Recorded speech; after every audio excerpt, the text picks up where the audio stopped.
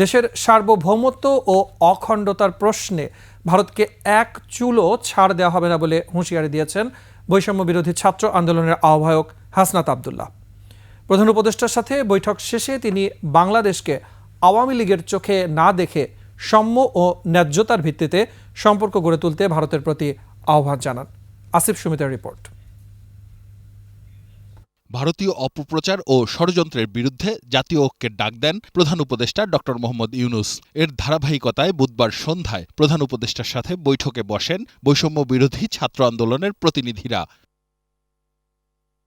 বৈঠক শেষে বৈষম্য বিরোধী ছাত্র আন্দোলনের প্রতিনিধি হিসাবে গণমাধ্যমের সাথে কথা বলেন হাসনাত আব্দুল্লাহ। জানান, দেশের সার্বভৌমত্ব ও অখণ্ডতার প্রশ্নে ভারতকে কোনো ছাড় দেয়া হবে না।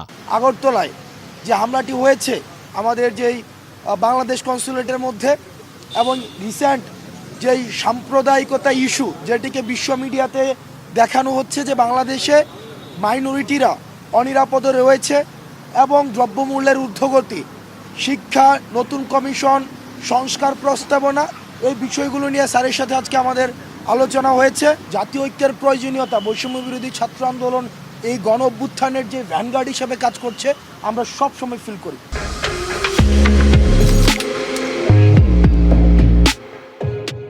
ফ্যাসিস্ট সরকারের আমলে ভারতের সাথে হওয়া সকল গোপন চুক্তি জনগণের সামনে তুলে ধরার দাবিও জানান এই ছাত্রনেতা।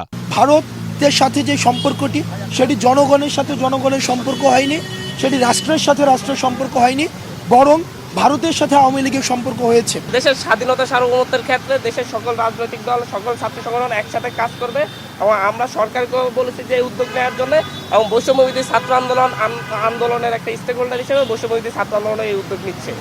বাংলাদেশকে আওয়ামী লীগের চোখে না দেখে সম ও ন্যায্যতার ভিত্তির সম্পর্ক বজায় রাখার আহ্বান জানান ভারতের প্রতি। এই দেশের কোনো সাম্প্রদায়িক দাঙ্গা নেই, এই দেশের সাম্প্রদায়িক সম্প্রীতি বিরাজমান। আসিফ সুমিত, 21 টেলিভিশন, ঢাকা।